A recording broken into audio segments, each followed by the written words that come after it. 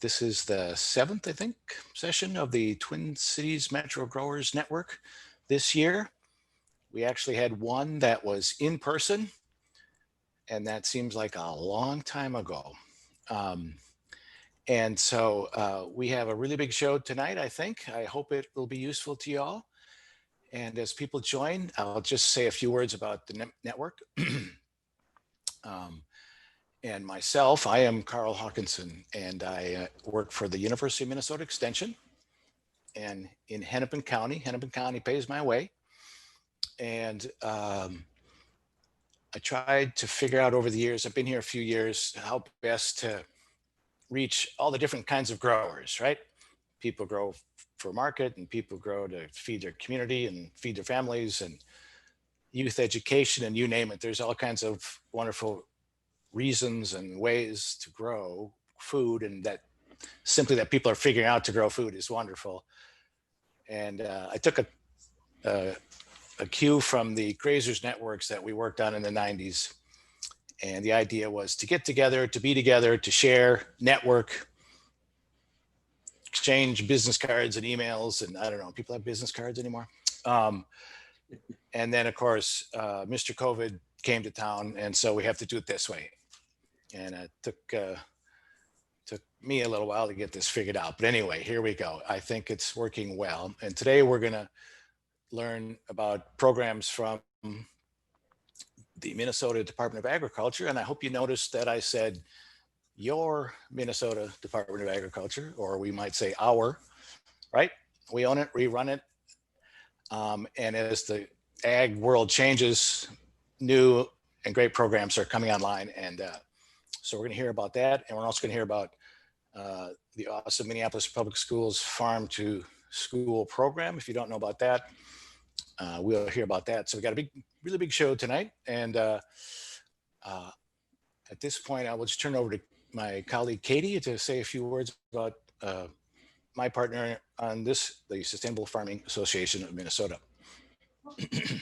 I'm Katie Federal. I'm the communications director for SFA. And Sustainable Farming Association is a statewide nonprofit. We do work to advance, as you might guess, sustainable and regenerative farming practices in our state. And farmer to farmer networking and education is really at the heart of what SFA does. And so the Twin Cities Metro Growers Network is a networking group of ours. There are also geographical regional chapters around the state of, like-minded folks, people who are at any stage in farming, at any stage in pursuing sustainable or regenerative practices too. So that's kind of where we want to plug in with Carl here and put this network on. Okay, great. And the good folks at Minnesota Department of Ag, I just like to say that there's a lot of new things going on, and there's a lot of great people there. And I just really wanted to hear from them. So take it away, Helen and crew. Sure, I'll give a little intro about the full overview of what we'll present, but just want to say thanks everyone for joining us today. I am Helen Schnoes. I'm the regional marketing specialist at MDA. I've been in this role for about a year, and so it's really great to connect and I really appreciate the time for introductions to know who's here. And I think we really welcome a more informal approach to this, especially since we're all connecting over Zoom. So if you have questions as we go through, write them in the chat and Carl will bring them up, or just unmute yourself and ask it, so we can have some dialogue and really make this be what's most helpful to you and the farmers you work with and the community organizations you work with. We're going to have kind of a broad swath of MDA programs and opportunities for you. We're copying what Carl did a couple months ago with FSA, our federal Department of Ag counterpoints. And so hope it's meaningful. I don't know, in my time, we've not done something like this. So I think we also want to hear from you how this is. So with that, we're going to go through some cost share opportunities. So where as you invest, on your farm or growing operation, maybe you can get some money back based on these programs with MDA. And so my colleagues, Karen, Brian, and Cassie will talk through those. Then thinking about grants, I'm going to share about some things in the farm to school space that I work on, and then Emily, my colleague, is going to share about our currently open Urban Ag and Safe on the Winter Farmers Market grants. Then we're going to hand it over to our colleagues in Produce Safety to let you know about if you're growing, fresh fruits and vegetables, how you do that safe and what resources there are to support you. And finally, we're going to kind of then pivot a little bit from all these MDA programs and actually think about what some of these resources could look like in action. And Kate Seybold from Minneapolis Public Schools will be here to talk about how they've built their farm to school program, because we do have farm to school funding available right now. So maybe thinking about, where there's funding, there's opportunity and how those could connect. So with that, I will hand it over to my colleague, Karen, and I'll maybe ask that everyone just kind of hands it over to the next person as we go along. And we appreciate you for your time and really welcome your questions and engagement. Thank you. Thanks, Helen. I will be keeping things pretty short today, in case anybody's heard me talk before. Real quick before, as just kind of context setting, the first group of us that you're going to hear talk are all part of your ag marketing team within the Department of Ag. So Minnesota Grown, our mission is kind of twofold. There is one, we are here as a brand for you to signify, hey, this is local, this is grown in Minnesota. And then two, we try to build all of our programming and resources around helping the customers that are out there connect to your business and amplifying your business message out to all of the potential customers in the area. So that's where things like our directory come into play. But today I'm excited, if you want to click next, Helen, to talk specifically about some of the off-the-shelf, ready-to-go resources that might apply to you as a farmer beyond that directory listing if you choose to, advertise to customers.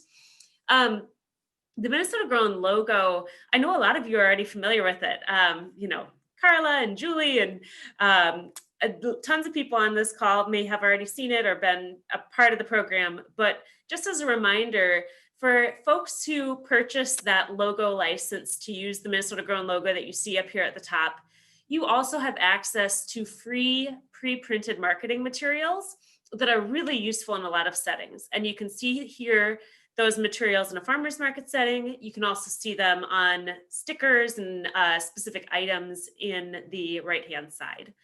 So these can all be found at the Minnesota Grown website. If you'd like to peruse them, just go to the footer and the members and the retailers section in the footer of our website, and you can find this same information.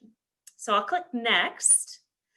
And also mention to you that if you're wanting something more individualized and more specific to your business, Minnesota Grown also has a labeling and signage cost share program. And this is to help you get reimbursed for, incorporating this local brand into your branding as a company or as a farmer's market. This slide happens to be from the Minnesota Farmers Market Association presentation we did last week, but you can imagine making stickers for the outside of your jams and jellies, or other kinds of labels too, beyond these banners and signage concepts that are shown here in sort of a farmer's market context. So the key thing to note here is when you incorporate that Minnesota Grown logo into your design, we can reimburse most types of labels and signage at 50% of your Let me start that again. 50% of your design and printing costs up to $250. So it's a nice chunk of change back. If you spend $500 on a qualifying banner, we can reimburse you $250 of that, just as an example. So I want to make sure to hit on that as a resource too, because I know a lot of you might already be thinking about next season and what you're needing for branding and marketing materials. And then I think that's on to Brian next, if I recall correctly, Helen, but please correct me if I'm wrong. There we go, Brian. Thanks, Karen. I see I need to up my Zoom game a little bit. Those are beautiful slides that you put together there, Karen. Nice job. Thanks, everybody, for being here tonight and for inviting us to talk about our programs. One what we call the New Markets Program is also known as the Domestic Marketing Program. And again, my name is Brian Erickson. I manage what's called the New Markets Program. So the program was put together in 2012-13 when some funding became available from what's called the Agri Fund. And at that time, I was basically told to go out and help food companies with marketing kind of as a pull strategy and an economic development initiative. And so I went about talking to a bunch of small food companies and food entrepreneurs to find out where their pain points were. And what we discovered was that a lot of their pain was in product trials. So they found out it was really expensive to do store demos and difficult, and trade shows were kind of out of their reach budget-wise and too big of an investment for a lot of those entities. And so in the area of market development, it made sense for us to start kind of in that vein.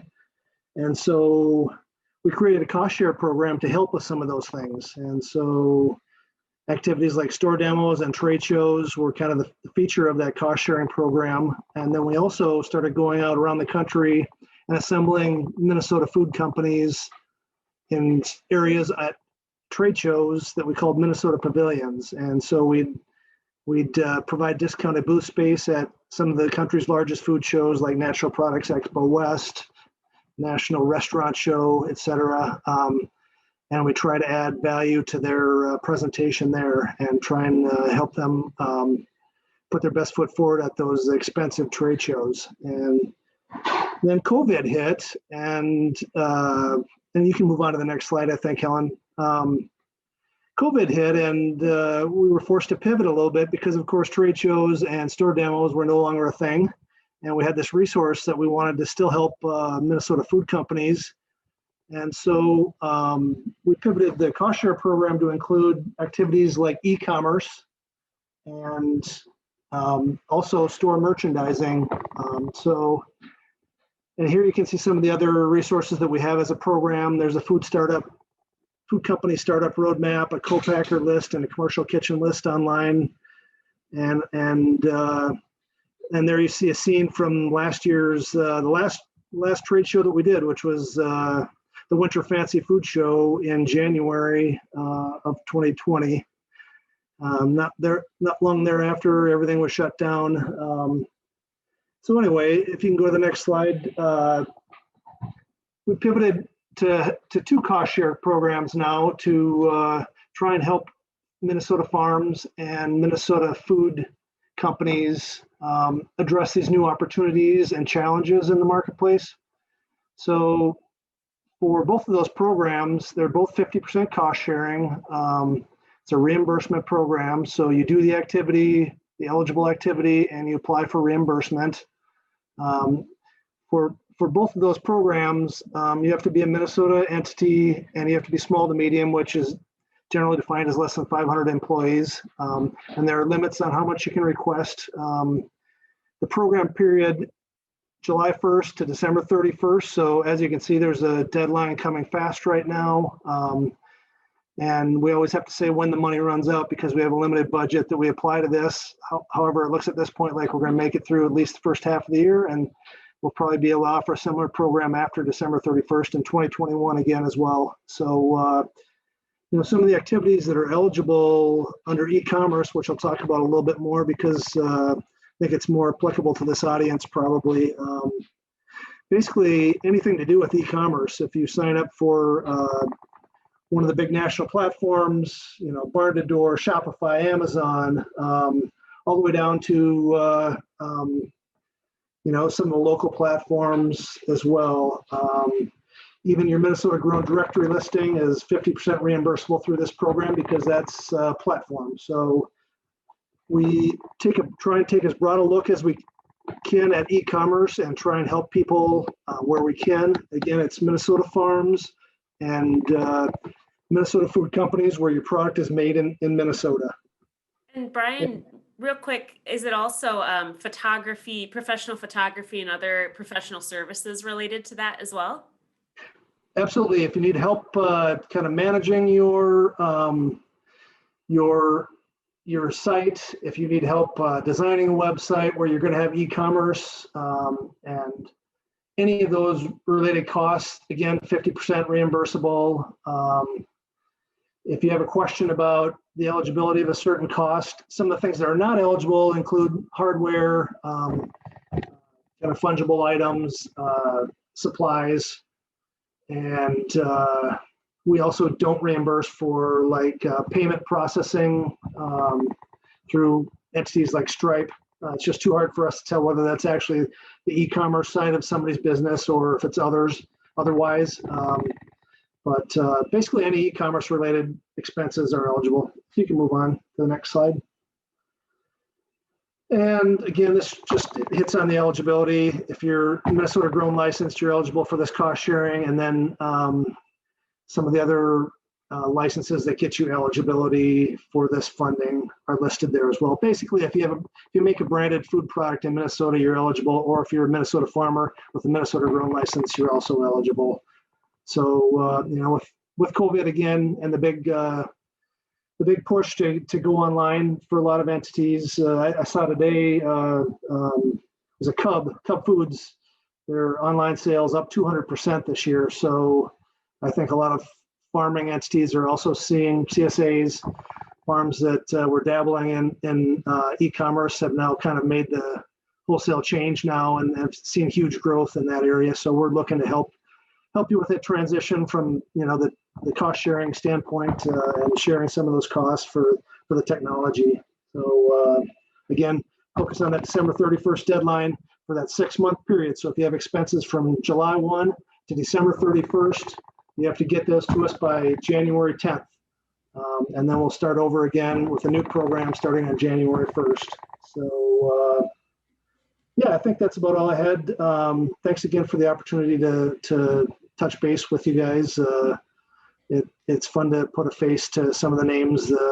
Yeah. I think we actually have a program user, Carla, maybe somebody that can provide a testimonial for us at the end here. I believe she may have applied for some cost sharing funds. That's great. Carly, you could do that right now. It'd be great if you want to. I don't want to put you on the spot. And Brian, how can we get a hold of you? Yeah, well, I can list something in the chat here. I'll put my phone and the web address and my email address there and momentarily, Carl. Thank you. Thank you. We've got more folks coming up from MDA, but I'll just open it up to questions right now from either Karen or Brian on some of the information that they're shared. So there's one in the chat that says, Brian, what about accounting programs to handle the e-commerce? Oh, accounting programs to handle the e-commerce. I think it's going to be kind of hard for you to show us in your invoice that accounting is specifically for the e-commerce, but if you can do that, I'm open. We're learning as we go here. This is a brand new program and we want to help where we can, but we also don't have enough resources to pay for accounting for every food company and farm in Minnesota through this program. So we have to be a little bit careful. Hope that answers your question. Well, in our setting up our new website to be able to put together this CSA and get our things out there, the explosion of what we've done just in November, I had as much accounting in 1 month as I did for our entire last year. And like you said, with Cub, I mean, things going up 200%. I feel actually our little teeny nonprofit has quadrupled in our work. It's gotten above my head. And so I've been looking at QuickBooks or other things that trying to find what e-commerce platform will be able to give me the information that I can then do my reporting out of. So I don't know, again, it's just a question in the sense. Yeah, let's talk offline about that. I don't know specifically if we can pay accounting, but each of those platforms, you'll find a little kind of a different process for how they work with you on the accounting and what reporting you get and what data you get back. So I'm not sure what platform you're using right now, but they're all different, of course. And as I mentioned, we'll try and help if we can, but it has to be specific to e-commerce. Carla, you want to just say a few words of your experience with the program? Yeah, so we applied for the grant. We never had an e-commerce website in the past, and the day that the governor shut down the restaurants, I kind of panicked and I started an e-commerce website within 24 hours. So I just use GoDaddy right now, and then it hooks up to Square, and like many other people. But the nice thing to hear is that it helps with Minnesota grown, it helps with a multitude of different things. And it wasn't a very large amount that we applied for, but to see some of that return coming back is helpful. So thank you for putting that together for this year. I think it's going to help a lot of people like myself. What was the name of the program you're using, Carla, that hooks up to Square?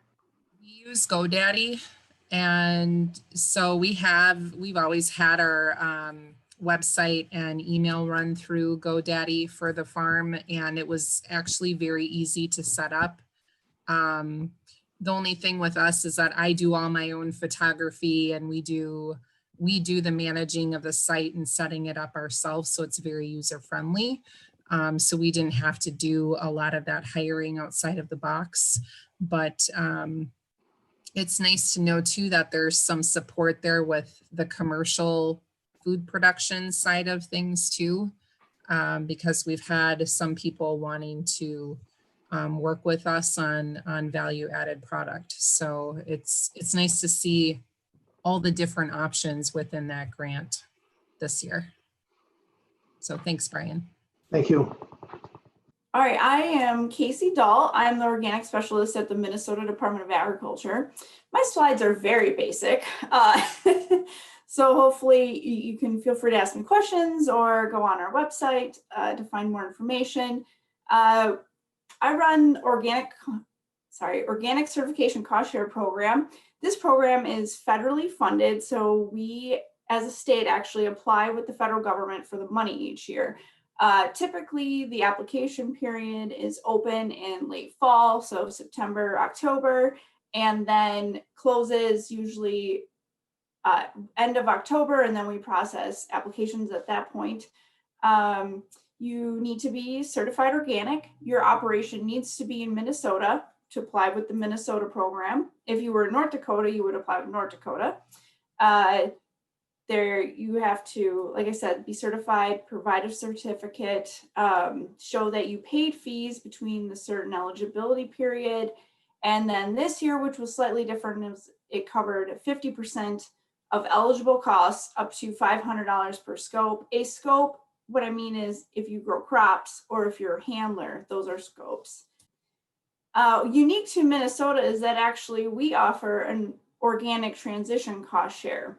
So if you are brand new to organic and you are interested in transitioning your land, we just ask that you work with a certifier. And what we feel the benefit of that is that you will be able to work with a certifier and ask them questions so that you're not making mistakes along the way. And when you are finally ready to be certified, you should get a green light. This program, you can work with a certifier and us for up to 3 years. It'll cover 75% of eligible costs, which include working with a certifier, attending an organic conference in our area, and soil tests on your farm. And then not really related to organic, but still good agricultural practices cost share. I run that program. And what GAP is, that's usually people call it GAP cost share. GAP certification is a third-party certification that basically helps handlers reduce contamination of their produce. And if you want to learn more, the U of M extension is the one who offers training for that. And then, and then for our cost share, it is for up to 3 years. And it's basically helps you with these certification costs. So an inspector comes to your location and makes sure that you are following the rules. And yes, and I have the dates there. So if you paid any of these fees between May of this year and between May of next year, you would be eligible. Sorry that the web address is super long. There's no shortcut to that. I sort of cheated. I realize this is a cost share section, but I really wanted to advertise our Minnesota Organic Conference. Typically, for the past 16 years, we have been in person and have about 500 attendees, 36 breakout sessions with an 80 vendor trade show. Well, this year we are really scaling it back. We are going to have a virtual conference.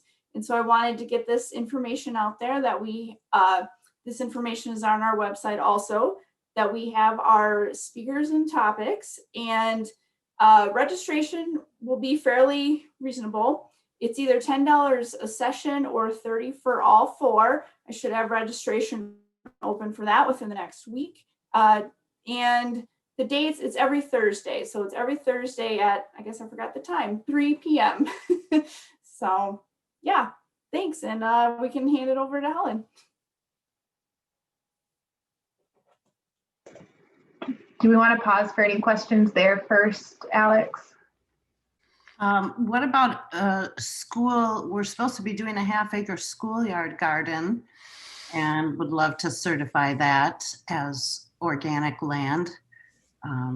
We don't own any of our land at Seeds Feed, so not sure how that would be applicable. Well, I guess, Julie, what I would say is that on our website, we have a list of certification agencies that work in our state, and they would really be able to help you figure out, and I don't see why it would be an issue. Like, as long as your land is following organic practices, you should be able to certify it as organic. However, just to double check, I would contact one of the certifiers, and there's probably about 20 to 25 of them to ask. Wouldn't you say, Cassie, that for really small farms or something like this, isn't there the really small growers, they don't necessarily have to Yes, pay the fees and all that?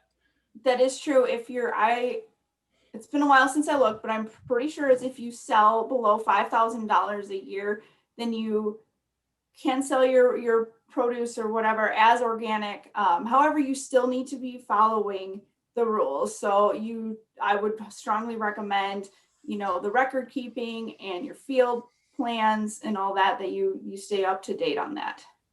And I would say that's a good exercise to point out things that maybe you hadn't thought about. Mm-hmm. Very good. Thanks.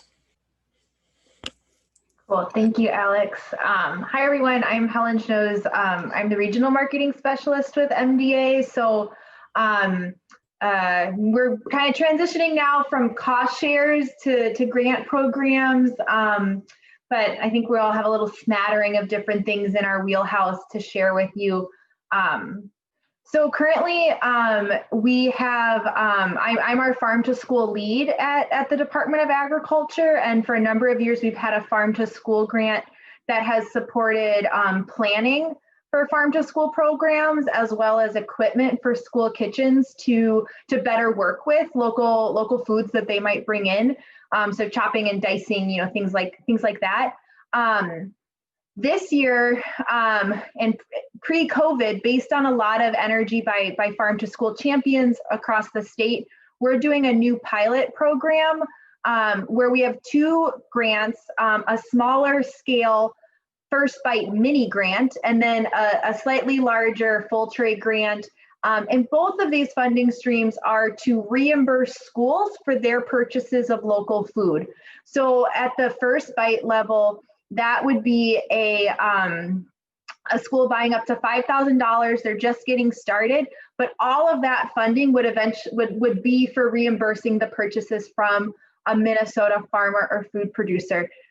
These don't qualify for school gardens, so it really is about kind of building these markets for producers themselves. The full tray grant is larger, and where we're trying to use the state dollars to leverage additional procurement. So the idea is that the funding level is somewhat based on school size, but let's say you can get the biggest grant.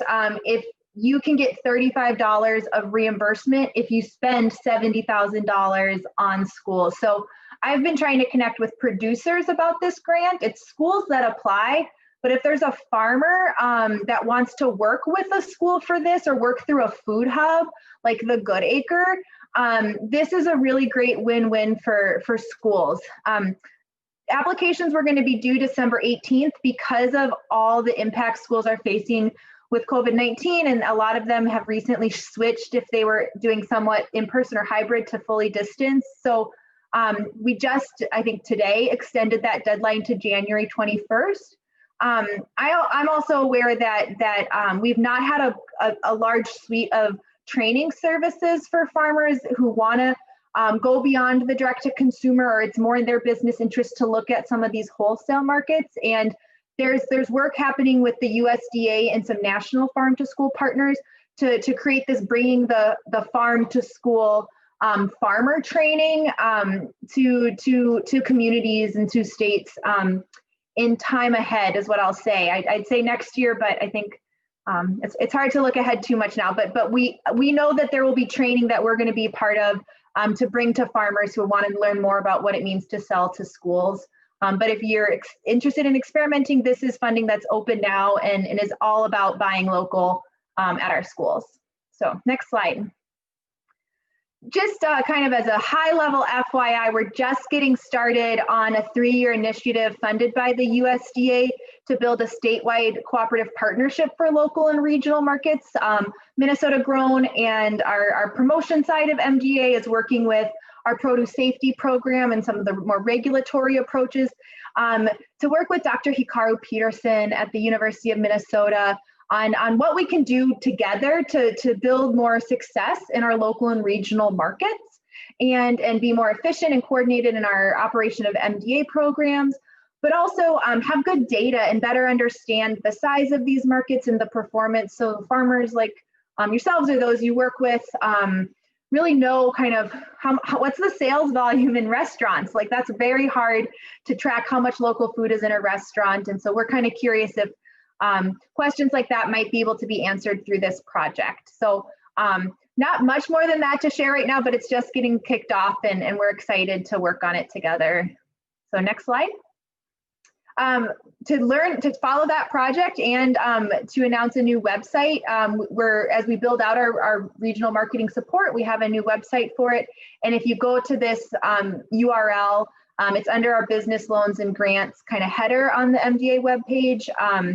You can sign up to receive updates about that previous project I mentioned on the statewide cooperative partnership. Finally, more as just an update, because there's not a lot of funding remaining. I just wanted to reference three ways that I've been engaged on with MDA on the statewide food security working group as part of our COVID response. And we've been doing what we can to build connections between food security efforts and local growers and BIPOC farmers, as well as respond to the market needs. And this is just a glimpse. This is not everything MDA has done. This is what's been related to the regional marketing work I'm a part of.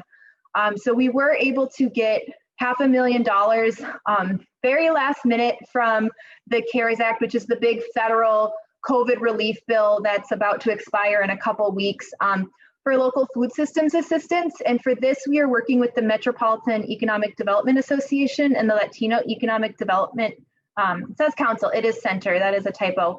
And they have been administering grants to work on impacts in local and regional markets. And those funds have been prioritizing funding to producers, agricultural workforce members, and community-based organizations who work with BIPOC growers, so Black, Indigenous, and people of color. We only got $500,000 at the very last minute. So I think with the group that's in this audience, if you didn't know about it, you see there's still a need, let us know, because if more relief comes, I want to know how we can build on this and address some of the needs that are falling through the gaps of other USDA programs and other state programs, because to me, this is how we rebuild our food system, is how we respond to COVID, and we can all do it in new ways together. Also, in the statewide strategy for food security, we are able to get language and some prioritization that when possible, they can identify opportunities to support independent farmers and reducing disparities in agriculture through hunger relief efforts. And so we at MDA had managed a $6 million in CARES funding that went to the food group and Second Harvest Heartland, and 50% of those funds had to go to Minnesota farmers or food businesses, and something I hope we can keep building on, going into next year. And then finally, we had some small farm to school grants over the summer to try to keep those farm to school connections going, and we actually saw more demand than we thought we could award. And so we thought we'd be awarding about $125,000 and ended up awarding over $160,000. And again, that's all money to go to school, so they buy directly or through food hubs, and get money into the pockets of farmers. So I think that's my last slide. Well, my last slide's my name. So thank you. That was a lot to go through. And I really appreciate the chance to share and listen tonight with all of you. Great, thank you. Lauren, there should be something on the MEDA website, but if you send me your info, I can connect you there. It was really last minute that all of this has had to go out, and so I don't have the best information to share. And like I said, I think all of it's been awarded because it's closing soon. But send me your info, and I will connect you with who's managing it.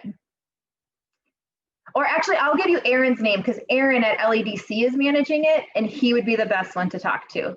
So I will put that in the chat. Aaron Blythe with Latino Economic Development Center. Excellent. I'm handing it over to my colleague, Emily, and I'll put my contact info again in the chat as well. Thanks, everyone. All right, thanks, Helen. Hello, everybody. My name is Emily Mehr. I'm working with the Minnesota Department of Ag on the grants team. I started in March, so I think I am the newest member of the team who is presenting tonight. So I'm going to be talking about the Urban Ag Grant and then a couple of COVID-related cost share programs. The Urban Ag Grant is a grant that it's in its 4th year of funding. And the whole purpose of it is to encourage urban youth ag education and urban ag community development within city limits of urban or peri-urban areas. So that's cities that have a population of 10,000 or more, or else if your population is between 5 to 10,000, then there's a couple other eligibility requirements that you need to meet. But that's sort of the program in a nutshell. So as I said, we're just starting our 4th round of funding. The RFP was posted on our website at the beginning of December. And this year we have $280,500 available for grants, and projects can be anywhere between $2,500 and $50,000. There's no match requirement, so any amount between those two numbers, and if you're awarded, you got it. So eligible expenses, this grant is intended to cover equipment and physical improvements, and also staff or contractor time relating to your project. The awards will be announced in early March. So if that helps you with planning, if you're thinking of applying, you'll be able to start projects as soon as early to mid-March. Projects typically are, the contracts are written for between 12 to 18 months. There is the option to expand for up to 3 years though, but usually we encourage people to sort of try to stick within that 12 to 18 month timeline. So if you're interested, the application deadline is on January 14th at 4 p.m. You can apply online. And then just the photos that are on the right are just an example of a past recipient. This is the Prairie Island Indian Community. They were awarded a grant in 2018, and they purchased materials and equipment to make a solar greenhouse and install an aquaponics system. So this is just sort of a before and after shot that they sent in, and their project is now complete. So I know there's a couple people on the call when we did intros who are past recipients recipients of this grant. So if you would like to chime in and share anything, I definitely encourage you to do that. Otherwise, I will say thank you to Emily because boy, oh boy, did you help us out. And instead of us closing our doors this year, your working with us through the whole COVID really allowed us to shift and move into this warehouse. And it's just been a huge difference. We still want to do our tiny mobile farm. So. yes, Yeah. let's cross our fingers. I was just gonna say, we got an Agrid grant in the past couple of years, and it was really helpful for us because we could write in a lot of staff time to pull off the project, and also just get a lot of awesome on-farm tools that just really improved. I mean, cut some chores down to 1/4 of the time it took before. Tractor implements, just like there's a lot that fits in here. So definitely recommend applying for this grant. Yeah, and this is from Live Organically. I just wanted to say I'm very grateful for the awardance of the grant. We were able to build up our greenhouse that has helped with our summer youth program and bringing some of the kids from Minneapolis out to the farm. So this was something that I'm very grateful for. Oh, hey, Lakeisha, you joined us. Good to see you. Good to see you as well, Carl. Yeah, and if you have any questions about what's eligible or not, certainly reach out to me. My contact info will be at the end here. So, but now I'm going to switch gears and talk about a couple of cost share programs that the MDA created as a response to COVID. The first one is the Safe at the Winter Farmers Market Cost Share Program.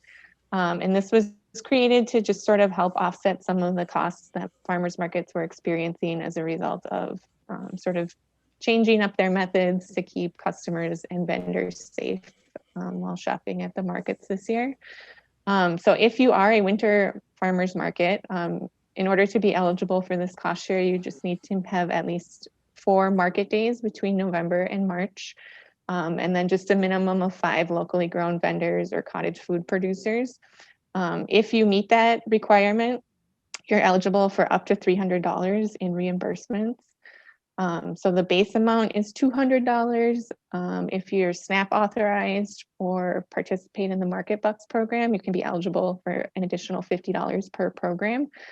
So that's where the $300 comes from.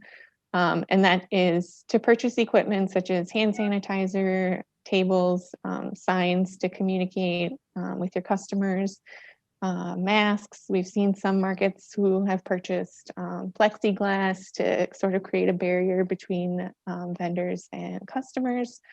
We had a summer program as well, and there was a lot of markets purchased the equipment to build hand washing stations. Not sure if that's as relevant or as useful in the winter, but if that's something that falls into your lap, then this program would be great. So the application deadline for this is next Tuesday, December 15th. So definitely encourage you all to apply if you meet the eligibility. And the photo on this slide is just a picture of some signage that the MDA created the language for, and then the Alexandria Farmers Market turned that into a sign that they then had available at their market this summer. And that they submitted those costs to create that sign for the reimbursement. So that's just an example of something that you can do for your market. So next slide is relating to the Safe on the Farm direct market cost share. So this program, it's the same idea as the farmers market cost share, but with the idea of helping farms who are selling directly to their customers off their farms. So it could be you pick farms such as apple farms or berry farms, Christmas tree farms, farms that have CSAs or on-farm stands where customers are coming. And the eligibility requirement for this program is that you are either a current or a new Minnesota grown member. If you are not a Minnesota grown member, the fee is just $20 for the basic licensing fee, and Karen can help you with that. Um, and then eligible expenses for this, you can be reimbursed up to $250 for similar equipment as the farmers market cost share. We've also had some farms apply for reimbursement for like contactless card readers. Some farms have had to put up like new doors or barriers to help guide customers or sort of keep customers in certain spaces. And those are eligible expenses as well. So the photo here is actually from the Annandale Farmers Market from the winter or the summer farmers market cost share, but I thought it was just a great example of the different types of things that you can submit for reimbursement. So everything in this photo, I believe, was submitted for reimbursement. So you can get creative and crafty, and if it helps you to be safe during this pandemic, then I definitely encourage you to apply. So again, December 15th is the application deadline. This program is I believe you can email in your receipts. The Winter Farmers Market is an online website application. So again, if you have any questions, there's my contact info, and I'm more than happy to help out. So I don't mean to be the one who's asking every time a question, but that sink in Annandale, the little table that had the sink, I would love to get that at our edible playground programs. So if you know what that is or where to find that, I would love. Yeah, I'm not sure where that came from. Someone in the chat said Cabela's, but Or just call Annandale Farmers Market and say, where'd you get that? Right. Yeah. Okay. Thanks. Yeah, it's a very practical item. Julie, I ordered mine off of Amazon. I can post a link for you there. I'll private message you the link or post it for everyone. Post it for everyone, but thank you, Lakeisha. Thank you. All right. Well, let's see. So this is the Produce Safety Program now, and I am Alex Cortes, and my title is technically Outreach Analyst. So I do a lot of communications type work and partner with my coworker Lillian on other outreach type work for the Produce Safety Program. I've been with the MDA for coming up on 3 years now. And prior to that, I actually ran farmers markets in Minneapolis and met at least one of you on the call through that work.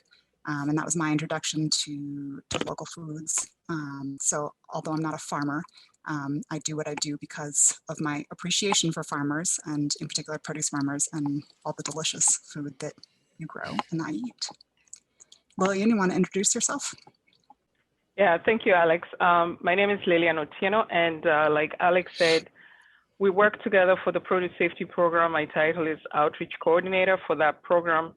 The way I see my role, it's more relationship building, and that goes with a lot of outreach and engagement to our farmers. We are very intentional about making sure that we are reaching all our farmers in Minnesota, especially to address or to help them navigate the produce safety rules. So in that image you can see there, that was actually at Moses' farm, dawn to dusk. The Assistant Commissioner Bailey and myself were visiting with the group of farmers that Moses earlier on mentioned that he's working with. And so we're very proud of that kind of work and trying to make sure that we also are working with emerging farmers, of which Moses and Lakeisha are emerging farmers within our farmer network.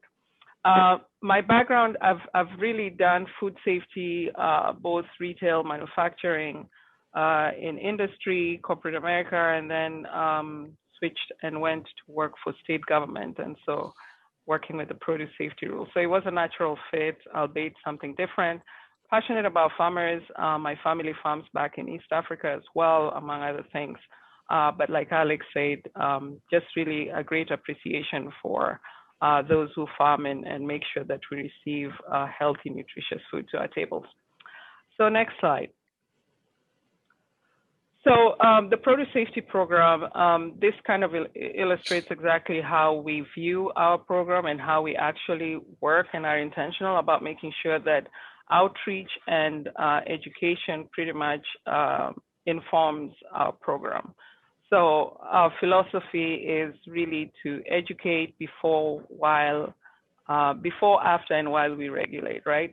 So that is why the education and outreach wheel is the biggest wheel, right? Because it's the foundation. Within our program, we are 8. So Alex and I do outreach, and then we have Lebo and Nick who do inventory, and then Lisa and Heidi who are inspectors. And then we also have Lene in our team who does special projects. And so the whole team, we make sure that all the teams, the data, the folks who collect data in terms of farm inventory, and the reason why we do that is to learn more about the farms that we work with and farmers that we work with so that we can develop programs and resources that actually meet their needs. Our inspectors are also involved in a lot of engagement and outreach with farmers, and currently we have, we're doing a wholesale outreach a project where we're reaching out to wholesalers in a bid to also bring them in and share information and also learn about the farmers that they also work with. And a lot of internal cross collaboration. Karen, who spoke earlier with Minnesota Grown, is one of our big partners that we collaborate with, as well as Ellen. We're also working with Ellen within this wholesale outreach. And that's pretty much that I'll say about those programs. Now, to add on to that, I want to be very clear that we do work with a diverse community of farmers, and we make sure that we reach all these farmers. We work with Hmong growers, we work with Spanish-speaking farmers, East African Somali farmers, as well as Amish Mennonite growers. And we make sure that we reach out to them in a way that meets their needs. And for those who are familiar with Amish growers, they are non-technology, they don't use technology. So we have to make sure that we meet them in person and work with them to provide them the same resources that we offer all other farmers. So what does the Produce Safety Program do, or what are we intentional about making sure that we provide our farmers? We want to make sure that one, of course, outreach and education, food safety information, as well as culturally aware and respectful partnerships, of course, that reflect the diversity of the farmers that we work with, but also assistance to make sure that farmers can navigate the challenges of this rule, as well as structured communications with our stakeholders. So we work with a lot of stakeholders. LEDC, who was mentioned, is one of our stakeholders that we work with. HAFAR is a stakeholder that we work with. SFA, who are also here, we work with those guys too, as well as a host of other stakeholders, Project Sweetie Pie, and many others. And why do we do that? We do that to make sure that those folks also inform our program because they have more reach with these farmers. And with that, we also have a produce safety advisory group where we convene these stakeholders to help inform our program and deliberate on some of the activities that we are planning on. Next slide. So the produce safety rule, the produce safety rule for farmers, you will fall into one of these categories. So while food safety is important for, all farms, and we want all farmers to take food safety seriously, whether you are covered by this rule or not, because it is important. Not all farms are going to be covered by this rule. So you will fall under one of these buckets, right? So the first bucket is you're probably going to be excluded. And this really depends on how much you're selling, who you're selling to, and where you're selling. But exclusion, you will be cut off on that dollar threshold that meets the requirements to be covered by the rule. So if you're excluded, the rule doesn't apply to you and you're not subject to a routine inspection. However, we do encourage and suggest that farmers still follow through on food safety practices. The other bucket you might fall under is what we call the exemption bucket. So you might be eligible for an exemption. So what does that mean? That means that you have to do some paperwork, but you aren't subject to routine inspection. So for you to prove that you're eligible for this qualified exemption, you have to have records at least, the compliance date was 2016. So for each year, ever since, you should have at least records to show that you are qualified exempt. And that really means that you are, your sales meet those exemptions. It's a particular threshold, 500,000, and also who you're selling to will determine if you're eligible for that exemption. Covered, if you fall under the covered bucket, that means that you have to follow all the standards of this rule. And I'm not going to go into the details of what those requirements are, but we do have fact sheets that we're also going to highlight in this presentation that goes in depth on what those requirements are. So you have to follow all the standards of the rule, as well as be subject to routine inspection. So later on in the presentation, we'll share some fact sheets that will provide more information. Alex? Yeah, so I'll just say, we're not in this presentation covering the information about how to know which bucket you fall under, but that's the type of work that Lillian and I do every day, and that we're happy to walk you through one-on-one, either via phone or email if you want to reach out to us. We just wanted to bring awareness to the fact that this rule exists, and that if you are a produce farm in Minnesota, you will be under one of those three categories. But again, reach out to us for more on how to understand what the rule means for you. So here's a little bit of information about the trainings that we offer. Our program specifically partners with the University of Minnesota Extension to offer several produce safety rule grower trainings. I know that a couple of folks on this call have attended one of these trainings, so potentially they can jump in also and share a little bit more. But these are full day-long trainings that cover all of the details of the produce safety rule. And those are the trainings that, if your farm is covered by the rule, you would be required to have somebody from your farm attend.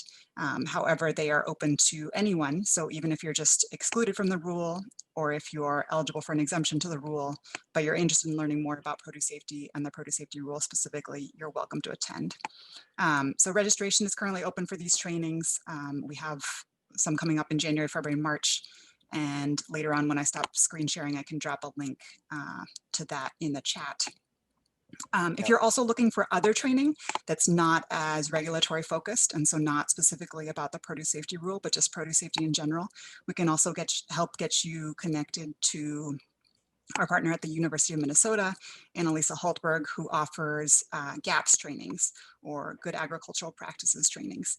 And those trainings are open to folks who are just looking to learn basic information about produce safety, but not necessarily the specifics of the produce safety rule. Is there anybody who's attended a produce safety rule grower training that wants to talk a little bit about that experience? I've attended one, and I thought it was great. I got through, well, I guess I'm going to speak to the GAP training. I did go to a GAP training, and that was really informative, and I definitely use a lot of what I learned still today, just kind of knowing what to avoid in situations where I'm cleaning produce. And just a couple things that I thought might be relevant for folks to know if they haven't done that training yet is that it's kind of like a prerequisite for a lot of entering a lot of markets. And I think that grocery stores, if you're ever interested in selling there, I think they typically like seeing a GAP certification on the farm that the produce is coming from. So it's nice to just have that in case that's an option you want to do. And then also that I didn't know this until later, but that people are GAP certified, but farms aren't. So if you're a farmer and you get a GAP certification, then that follows you around. And I just think that's kind of a great resume builder too. And if I'm incorrect about that, I'd love to know too. But Sure. Yeah, those are just a couple things. So I think a clarification on that last point, and we might have misunderstood each other, but for the produce safety rule grower training, if you go to a produce safety rule grower training and you get a certificate, that certificate follows you around as an individual. So therefore, if you stop working for a certain farm and you would go to a different farm, you can say, I've attended a produce safety rule grower training and I have that certificate. And I think that would be the same if you attended a GAPS training with the University of Minnesota. You get a certificate, and that certificate belongs to you. You kind of touched on GAP audits too within your comment potentially. So that's a little bit different, where a GAP audit is something that it's a farm that's audited. And that is, so audits are different than produce safety rule inspections in that they're market driven. And that's where, for example, you might have that grocery store that says, we're not going to buy your produce unless you have a GAP audit. And in that case, my understanding it is the farm that's being audited, because it is specifically the practices on that one particular farm that are being reviewed by an auditor, and then kind of given the green light to get that GAP audit certificate and be able to go back to that grocery store and say, hey, we have these practices in place. And that GAP audit program is what ties back to what Casey said at the beginning about the cost share that MDA offers. So if you do have certain buyers that you want to start working with that are requiring or asking you to get a GAP audit, that's where MDA has some financial assistance available for you. Are we on the same page about that question now? Totally. Yes. Thank you. I learned some more from your response too. Okay, so here, there's my 30 seconds, and then I'll transfer to Kate. So we've got an annual grower questionnaire that you might see coming out in the next couple of weeks. This is something that we ask all produce growers in Minnesota to fill out once per year. So if you see that floating around, that comes out from our program. That questionnaire helps you understand what your status is under the produce safety rule. And here's examples of what we do with that information. That information is private on an individual level, but it helps us understand a lot more about the produce industry in Minnesota and ways that MDA can support. Here's some resources that we've got, and I will drop these links into the chat. And Kate, it is all yours. Great, thanks, Alex. And excellent, thank you. Thanks, everyone. Yeah, we have 10 minutes left, but I have just a few slides and an opportunity for you to learn more. So first off, just kudos to all of the MDA folks. You guys do really incredible work and offer some really wonderful support for both farms and schools and everyone in between. So again, my name is Kate Seybold. I'm the Farm to School Coordinator for Minneapolis Public Schools. And I work in our district's Culinary and Wellness Services Department. Just a quick background about Minneapolis Public Schools for those who are less familiar with it. We have about 36,000 students across 64 schools in the city of Minneapolis. And the culinary department that I'm a part of has the joy of feeding those 36,000 students. So we serve about 56,000 meals and snacks every day on a daily basis, about 13,000 breakfasts and 22,000 lunches. Things are certainly a little different these days while we're distance learning, but we are still serving meals. And really, an important part of our work is our commitment to true food. And so that means food made with, fresh, whole ingredients. And part of the way that we do that is by sourcing from local farms. So we started our Farm to School program in 2013, and you can go to the next slide. The purpose of our Farm to School program is really threefold. It's first off to support small and emerging farms in our area. So we look to work with farms that are within about 250 miles, preferably 100 miles of Minneapolis, farms that are using sustainable or certified organic growing practices, and specifically small to mid-size and emerging farms. And so on an average year, we work with over a dozen farms in the area to source tens of thousands of pounds of food. And we also, started the program to, of course, serve and teach our students about fresh, healthy food and contribute to the local economy. And about 20% of our food budget does go to local farms and local food suppliers. Next slide. So Farm to School in Minneapolis Public Schools, it looks a lot of different ways in our cafeterias. We have salad bars in all of our schools where we can serve, sliced cucumbers, kohlrabi sticks, salad, grape tomatoes. We also do a lot of roasting. So The bottom right picture shows our famous beets and sweets, which is roasted beets and sweet potatoes. But we also will roast rutabaga and squashes, parsnips, carrots, all kinds of things. So as I mentioned, in a given year, we'll average somewhere between 120 to 180,000 pounds of local produce that we buy from our partner farms and serve across our school cafeterias. Next slide.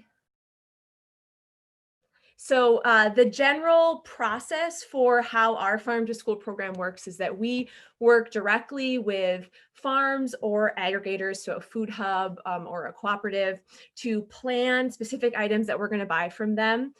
And then our partner farms actually deliver and sell that produce to our district's contracted produce company, which is currently Russ Davis. And so, farm to school butternut squash goes to Russ Davis, gets washed, peeled and diced, and then that diced butternut squash product gets delivered to our schools. And I do want to be clear, this is the process that Minneapolis Public Schools has set up for our farm to school program, but farm to school can look a lot of different ways in different districts. It's really all about finding what works for each individual school district and the farms that they work with. This system has worked well for our district based on our size and the orders we're bringing in and how our schools need to receive that product. But Russ Davis has been a really key partner in helping us develop our, produce specs and our process for getting produce from those farms to our schools. Next slide. So we go through an annual process to identify the partner farms that we work with. And we do that through our request for proposal for farm to school fresh produce, which is a really wordy name. We usually shorten it to just our farm to school RFP. And that is an annual competitive bidding process that is open to all farms, farm cooperatives, food hubs, and aggregators. And it's basically a document where farms put together a proposal. They share about their organization and mission, why they're interested in selling to our district, their commitment to sustainability, equity and diversity, experience with wholesale, and then they bid on specific items that they'd like to sell to our district. And so we list all the potential items we're interested in purchasing and the volume that we're looking for, and farms can go through and figure out what seems like a good fit and items that they'd like to buy or to sell to us for us to buy. And so if you're interested in seeing what our RFP looks like, the link here is to our RFP from last year. And the one that's coming up this year will look very similar. It's a big document, but don't be intimidated by it. If you look at it, it's manageable once you just understand what you have to do, and there's information along the way. So next slide. The exciting piece is that that RFP will be launched in January of 2021. And so we are kind of kicking off our annual farm to school year by hosting a meeting next Tuesday, December 15th at 10 a.m. And that is a meeting where I will give a longer presentation than this that really dives into what our farm to school program looks like, how we work with farms, expectations, and a little more information about that bidding process. So I would encourage anyone who's on this call who's interested in attending to please shoot me an email or call me or send me a text to RSVP, and I'll send you the meeting link. A couple of you I know have already RSVP'd, which is great. But it's a really exciting time for us. We love this time of year, and we get to look ahead to the next year and think about the great produce that a lot of farms will be growing for our school. And, I just want to emphasize that this really is open to any farmer. We work with farms of differing sizes from, a 1 acre lot to several acres. And there's items that we need in different quantities. So there's place for lots of different farms in our farm to school program. So please feel free to reach out if you have any questions, and certainly share this opportunity with other farms you might know who are interested as well. And Kate, I've attended these just out of curiosity. And so if somebody could go, if they're not sure, they don't have to commit to anything to go to this meeting, right? They can just learn about it, meet other farmers. Exactly. Yep. Great point. Yes, this is a great way if you're just interested in learning about our program to see if it might be a good fit. Please attend, or maybe it's something you feel like you'll be at down the road. That's great.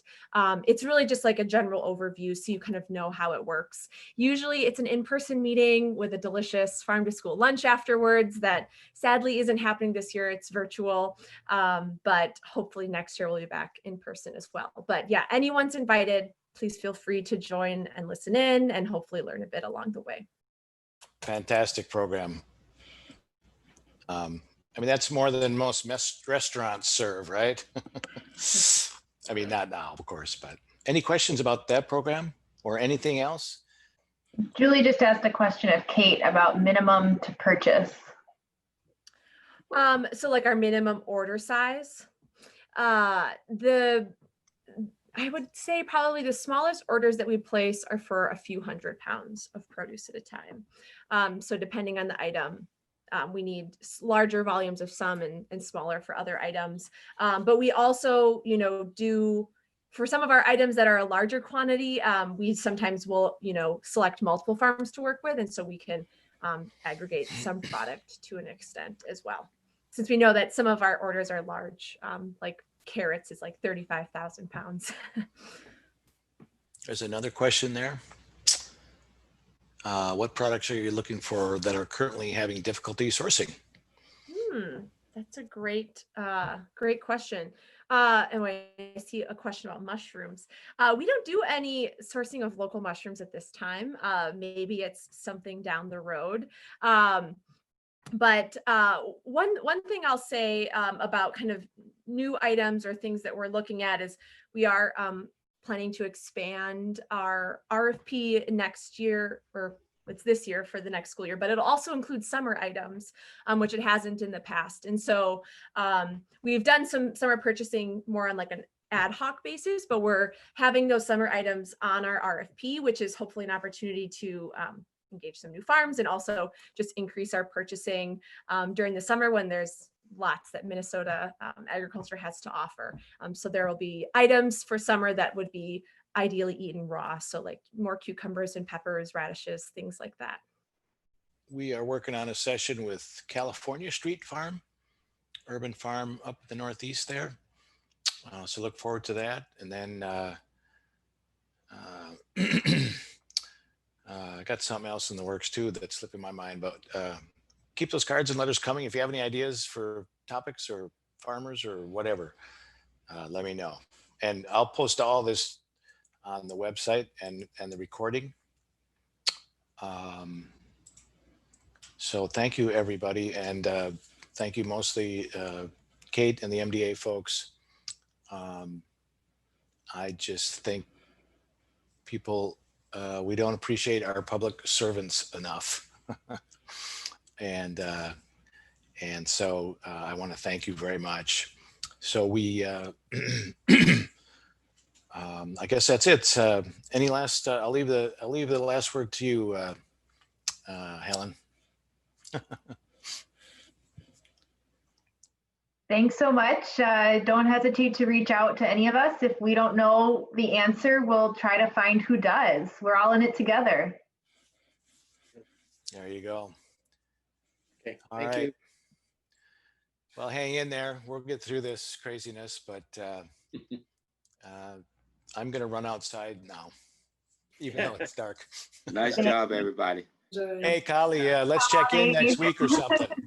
Okay, All sounds right. good, Carl. Peace, everybody. Nice Peace. job, MDA.